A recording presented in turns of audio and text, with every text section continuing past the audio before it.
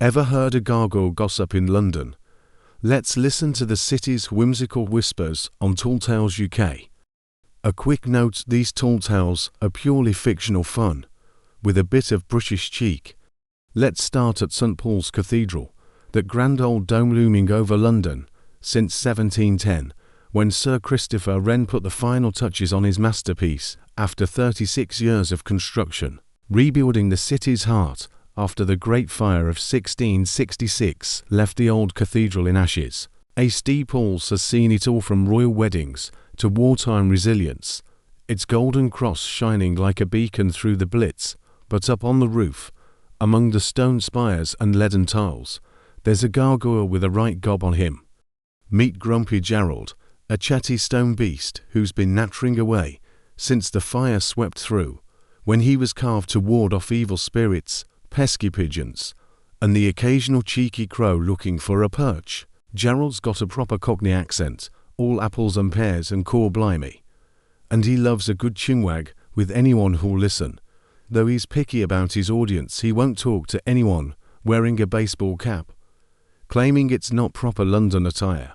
At night, when the cathedral bells chime their mournful tune across the city, he'll tell you tales of London's past, like the time he saw Samuel Pepys running about in his nightshirt during the fire, clutching his diary and a wheel of cheese, or when Wren himself popped up for a cuppa during the Blitz, sharing a custard cream with a sparrow while bombs fell in the distance. Gerald's a bit of a grump. Mind he'll moan about the tourists taking selfies with him, saying they never ask his good side, which is apparently the left, where his snarls a tad less wonky, and he's got a chipped tooth that he reckons makes him look dashing. If you leave him a toffee as a peace offering, wrapped in a bit of shiny paper, he might whisper a bit of wisdom, like where to find the best fish and chips in Ludgate Hill. Just don't tell him about the cathedral's new roof tiles. He's still fuming about the noise from the builders, claiming they woke him from a 50-year nap with their ruddy hammering. He once overheard a tourist couple arguing about whether to visit the Whispering Gallery or the Golden Gallery, and Gerald couldn't resist chiming in, suggesting they just climb the dome and stop your bickering, which sent them scurrying off in a huff. So, if you're at St Paul's after dark, tilt your ear towards the gargoyles, maybe leave a toffee on the steps. You might just hear Grumpy Gerald dishing out London gossip with a side of stony sarcasm, his gravelly voice echoing through the night air like a proper East End tale. But London's got more to chat about. It's hop or a bus with a bit of magic up its wheels. Down on Oxford Street, where the red double-decker buses zoom through the hustle and bustle, weaving past shoppers with bags from Selfridges and dodging black cabs, there's one that's a tad more special than the rest. London's buses have been a city staple since 1911, when the first motor buses replaced the old horse-drawn omnibuses that clip-clop through the streets, their drivers shouting destinations like Charing Cross to anyone within earshot. But number 42 has a trick up its exhaust, a bit of magic that sets it apart from the usual TfL fleet. This magical double-decker, painted a gleaming red with golden sparkles on its wheels that shimmer in the sunlight, doesn't just take you to Piccadilly Circus, it takes you on a wild ride through London's skies. Number 42 was enchanted in 1955 by a bus driver named Alfie Jenkins, a jolly chap with a handlebar moustache who accidentally spilled his flask of charmed tea brewed by a Camden, which named Old Meg, who ran a tea stall near Regent's Canal onto the engine while on a late night shift after a long day of dodging tourists. Now, when the clock strikes noon, number 42 sprouts wings from its roof, flapping like a giant pigeon with a clatter of metal and a puff of glittery exhaust, and soars over the Thames, giving passengers a view of Big Ben from angles even the ravens at the Tower of London can't manage.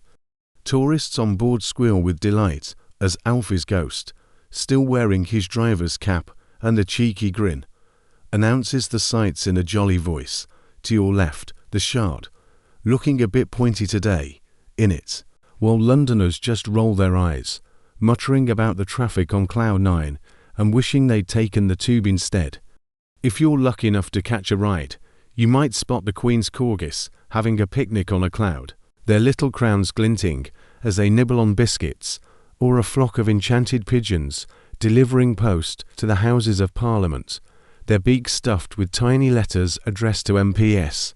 One lad from Brixton swears he saw a cloud shaped like a giant Yorkshire pudding, but Alfie just chuckled and said, "That's London weather for you, mate."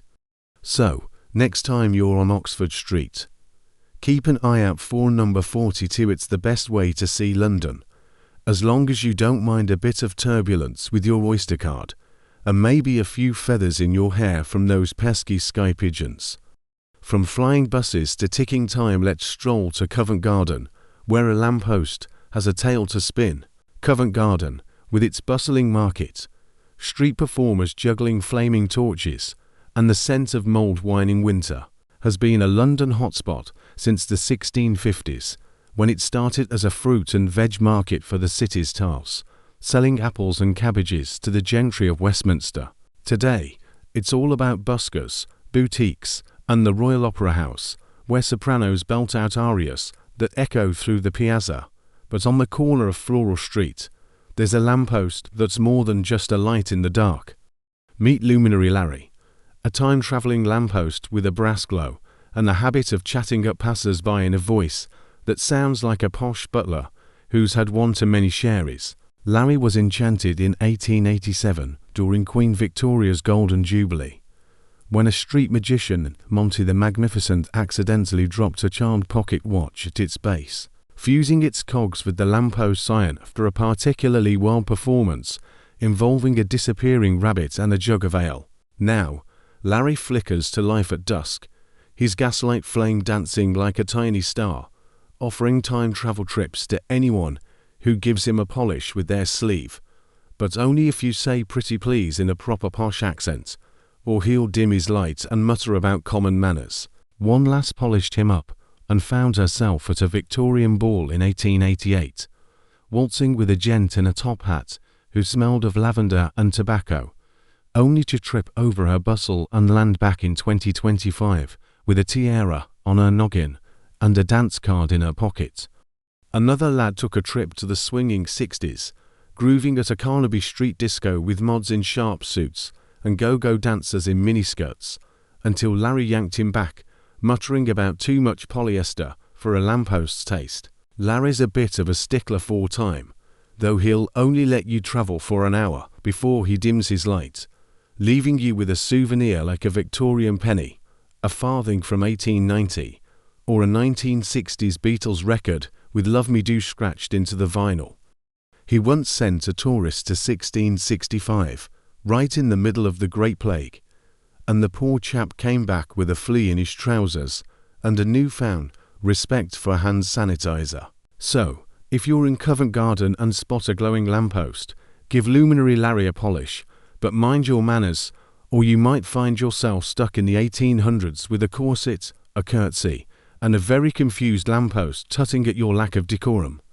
From time-travelling lights to singing crockery, let's pop into the Ritz, where tea times got a tuneful twist. The Ritz in London, that posh hotel on Piccadilly with its golden facade and chandeliers, has been serving afternoon tea since 1906. Its palm court a glittering haven of scones, cucumber sandwiches, and the finest brews, where the clink of fine china and the murmur of polite conversation fill the air. It's the sort of place where you'd expect to see a duchess in pearls or a businessman in a three-piece suit, sipping tea with a pinky in the air. But one teacup on table 12 has a voice that's the talk of the town. Meet Melody, the singing teacup, a dainty porcelain number with a rose pattern and a voice like a West End star who's just landed the lead in a musical. Melody was enchanted in 1923 by a jazz singer named Ella May, who spilled a child cocktail on her during a roaring party at the Ritz, giving her the gift of song, but only when filled with the Ritz's signature Darjeeling blend, mind you, because Melody's got standards. When a guest pours their tea, Melody belts out classics, like Somewhere Over the Rainbow, her tiny spout quivering with every note, leaving the waiters in a tizzy as they try to shush her with a sugar cube, whispering "Not now, Melody." While balancing trays of petit fours, she's a bit of a diva, though she refused to sing if you add sugar before milk, tutting about tea etiquette in a voice that could shatter glass, or worse, your eardrums if she hits a high note. Guests love her, though one posh lady from Mayfair clapped so hard her tiara fell into the clotted cream, splattering her silk gloves, while a lad from Leeds recorded her on his phone, only for Melody to demand royalties in biscuits, claiming she's a star, not a charity case. On quiet afternoons, she hums lullabies to the teapots, who clink in harmony, creating a symphony that's the sweetest sound in London, a melody that drifts through the palm court like a warm breeze, making even the sternest waiter crack a smile. She once sang Moon River so beautifully that a guest proposed to his sweetheart right there over the scones, only for Melody to chime in with "I get a solo at the wedding, right?" So, if you're at the Ritz for tea, ask for table 12, but don't mess up the brewing, or Melody might sing you a scolding tune instead, and you'll be blushing redder than the strawberries on your plate. Which London Whispers your fave? Comment below and subscribe to Tall Tales UK for more whimsical British stories every Tuesday and Friday. Cheerio.